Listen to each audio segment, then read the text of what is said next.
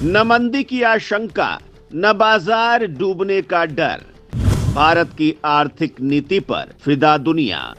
भारत के उलट दुनिया भर में मंडरा रहे हैं मंदी के बादल।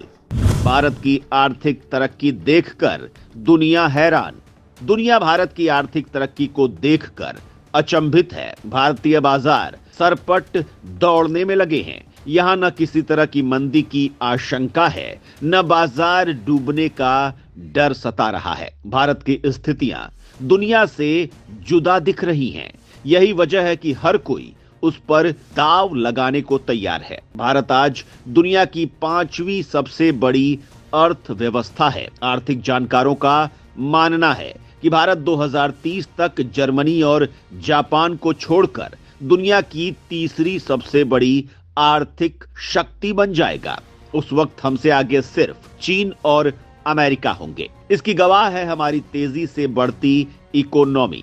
दुनिया की अधिकतर बड़ी अर्थव्यवस्थाओं की रफ्तार सुस्त पड़ रही है, लेकिन भारत अपनी पूरी ताकत से आगे बढ़ रहा है। दोस्तों, यही नहीं, भारत की अर्थव्यवस्था जिस तेजी से बढ़ रही है, रेटिंग एजेंसीज ही नहीं, अंतर्राष्ट्रीय नेता भी कहने लगे हैं कि भारत ने जो रफ्तार पकड़ रखी है उसका जवाब नहीं है। आखिर किस अंतर्राष्ट्रीय नेता ने भारत की आर्थिक रफ्तार और नीतियों की तारीफ की है, बताते हैं आपको। और कैसे भारत की अर्थव्यवस्था ने दुनिया को अचंभित कर दिया है, सब पता चलेगा आपको हमारी इस खास रिपोर्ट में। तो चलिए शुरू करते हैं। पूर्व ब्रिटिश प्रधानमंत्री लिज ट्रस ने भारत में कहा कि पश्चिमी देश गंभीर संकट में है, जबकि भारत ने शानदार आर्थिक नीतियों और सुधारों के चलते ब्रिटेन की अर्थव्यवस्था को पीछे छोड़ दिया है। वो एक मीडिया ग्रुप के लीडरशिप समिट में बोल रही थी। ट्रस ने कहा, ब्रिटिश अर्थव्यवस्था को भारत ने पीछे छोड़ दिया है। भारत में शानदार आर्थिक नीतियां और सुधार हुए हैं। भारत और यूनाइटेड किंगडम के पास एक दूसरे से तकनीक और कृषि जैसे क्षेत्रों में काफी कुछ सीखने का अवसर है। भारत ने पिछले 100 वर्षों में जबरदस्त प्रगति की है और उसकी नेतृत्वकारी भूमिका बहुत महत्वपूर्ण है। बता दें कि मैरी एलिजाबेथ ट्रस सितंबर से अक्टूबर 2022 तक यूनाइटेड किंगडम की प्रधानमंत्री और कंजर्वेटिव पार्टी के नेता के रूप में कार्य किया। कार्यालय में अपने 50वें दिन उन्होंने सरकारी संकट के बीच पद छोड़ दिया, जिससे वे ब्रिटिश इतिहास में सबसे कम समय तक सेवा देने वाली प्रधानमंत्री बन गई। दोस्तों, यह पहला मौका नहीं है जब किसी पश्चिम के राजनेता ने भारत की आर्थिक नीतियों की जमकर तारीफ की है। इससे पहले भी भारत अपनी आर्थिक सोच और विस्तार से पश्चिम को अचंभित करता रहा है।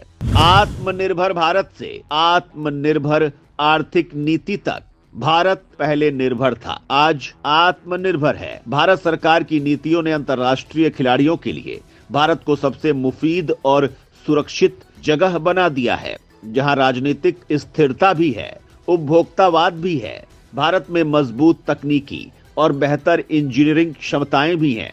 भारत ने अपनी आर्थिक नीति को निर्भरता को ध्यान में रखकर नहीं, बल्कि आत्मनिर्भर की दिशा में तैयार किया है। भारत का निर्यात बढ़ा तो मेक इन इंडिया कार्यक्रम भी परवान चढ़ा, जिसके कारण तमाम वैश्विक आर्थिक उहापोह के बीच भी भारत की आर्थिक परिस्थिति स्थिर ही नहीं बनी हुई है, बल्कि विश्व में सबसे तेज गति से बढ़ भी रही है और नेतृत्वकारी भूमिका में भी है। भारत की आर्थिक नीति नेतृत्वकारी भूमिका में। भारत की नीतियों से चीन परेशान। भारत बनेगा एशिया का इकोनॉमी लीडर। भारत होगा आने वाला वैश्विक ग्रोथ इंजन। दोस्तों, भारत 90 के दशक में लिबरलाइजेशन तो ले आया, लेकिन भारत की आर्थिक उड़ान ने वो कद नहीं पाया जिसकी उसको उम्मीद थी। भारतीय बाजार कभी ऊपर तो कभी नीचे जाते थे और निर्यात से ज्यादा आयात होता था। फिर 2014 के बाद भारत ने अपनी आर्थिक नीतियों में लगभग 360 डिग्री का चेंज कर दिया है, जिसका सबसे पहला परिणाम था मेक इन इंडिया, जिसके सितंबर में ही 10 साल पूरे हुए हैं। भारत के मेक इन इंडिया कार्यक्रम ने भारत की आर्थिक नीतियों को नई उड़ान दी। आज भारत विश्व का दूसरा सबसे बड़ा मोबाइल निर्माता बन चुका है। साल 2014 में इसकी शुरुआत के वक्त देश में केवल 2 फैक्ट्रियां मोबाइल बनाती थी। अब 200 से ज्यादा फैक्ट्रियां मोबाइल बना रही हैं, जिनमें एप्पल जैसी कंपनी भी शामिल है। इसके कारण दुनिया को भारत से मोबाइल निर्यात में 75-100% की तेजी आई है। आज दुनिया भर में भारत चौथा सबसे बड़ा ऑटोमोबाइल मार्केट बन गया है और दुनिया भर की तमाम ऑटोमोबाइल्स कंपनियां यहां अपने प्लांट लगा रही हैं। ये दुनिया में चौथा सबसे बड़ा रिन्यूएबल एनर्जी उत्पादक देश बन चुका है और इसकी उत्पादन क्षमता 400% तक बढ़ चुकी है। पीवी सोलर मॉड्यूल्स में भी भारत ने 30,370 करोड़ का निवेश हासिल करने में सफलता पाई है। आज दुनिया को 50% वैक्सीन भारत ही देता है, जबकि पहले ज्यादातर वैक्सीन का आयात किया जाता था। फार्मास्यूटिकल ड्रग्स के क्षेत्र में भारत ने 29,482 करोड़ रुपए का निवेश हासिल किया है, जो अपने आप में बड़ी उपलब्धि है। यही नहीं, भारत आज दुनिया भर के बच्चों के लिए खिलौने निर्यात करता है। साल 2014-2015 में खिलौना निर्यात 9.62 करोड़ डॉलर का था, जो आज 239% बढ़कर 2023-24 में 32.57 करोड़ डॉलर्स पर पहुंच चुका है। मेक इन इंडिया का सबसे ज्यादा असर जिस क्षेत्र में दिख रहा है वह है डिफेंस। इस अभियान की सफलता का अंदाजा इसी बात से लगाया जा सकता है कि साल 2023-2024 में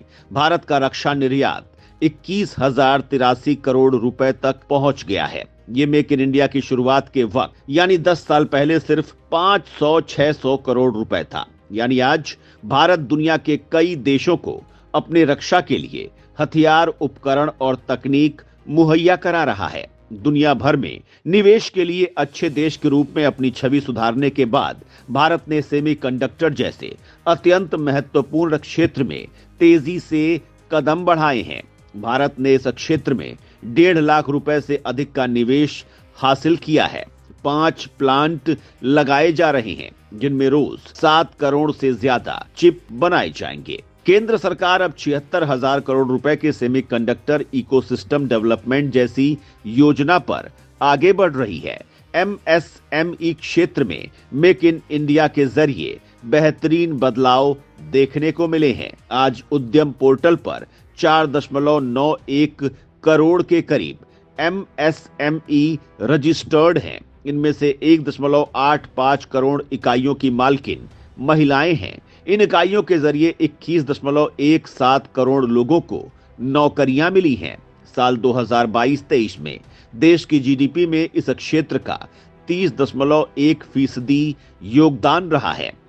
भारत की इस तरह की आर्थिक नीतियों ने भारत को अर्थव्यवस्था के मोर्चे पर दुनिया भर में मजबूत बनाया है। जिस तरह से भारत आर्थिक मोर्चे पर आगे बढ़ रहा है, वो दिन दूर नहीं है जब एशिया का नेतृत्व आर्थिक आधार पर चीन नहीं, भारत करेगा। ऐसा हम नहीं कह रहे हैं, अंतर्राष्ट्रीय रेटिंग एजेंसीज कह रही हैं। ये दावा मॉर्गन स्टैनली की एक रिपोर्ट में किया गया है। इसके मुताबिक एशिया की कुल ग्रोथ में इस महाद्वीप की 4 बड़ी अर्थव्यवस्थाओं का सबसे बड़ा योगदान होगा। मॉर्गन स्टैनली की रिपोर्ट के मुताबिक भारत, इंडोनेशिया, फिलीपींस और मलेशिया जैसी उभरती अर्थव्यवस्थाएं एशिया में विकास की अगली लहर की अगुवाई करेंगी। इन 4 देशों का 2027 तक एशिया की कुल नॉमिनल जीडीपी में 53% योगदान होने का अनुमान है, जो 2019 के पहले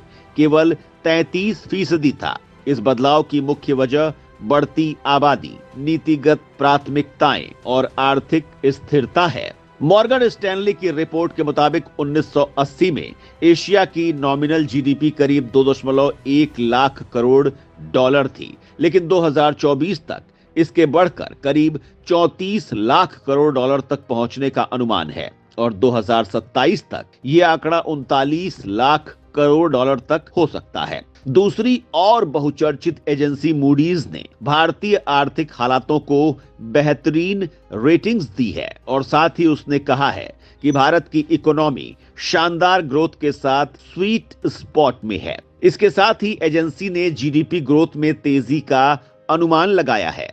अपनी रिपोर्ट में मूडीज रेटिंग्स ने कहा है कि मजबूत ग्रोथ के साथ भारत एक बेहतर पोजीशन में है।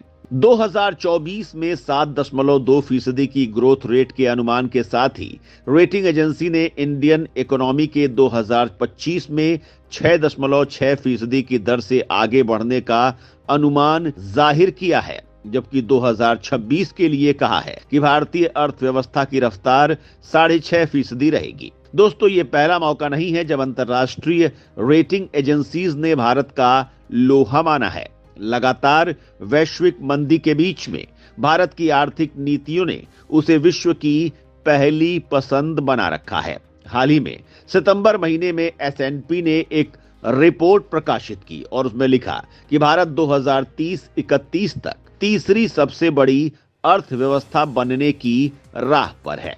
S&P ग्लोबल रेटिंग्स ने चालू वित्त वर्ष के लिए भारत के विकास अनुमान को 6.8% पर बरकरार रखा। एशिया प्रशांत के आर्थिक नजर में S&P ग्लोबल रेटिंग्स ने 2025-26 के वित्तीय वर्ष के लिए जीडीपी विकास अनुमान को 6.9% पर बरकरार रखा। अब तो अंतर्राष्ट्रीय संस्थाएं भी कहने लगी हैं कि भारत जल्द ही विश्व की तीसरी सबसे बड़ी इकोनॉमी बन जाएगा। भारत की बढ़ती ताकत मजबूत नेतृत्व का ही कमाल है, क्योंकि जहां का नेतृत्व कमाल का होता है वहां परिणाम बेमिसाल ही होते हैं।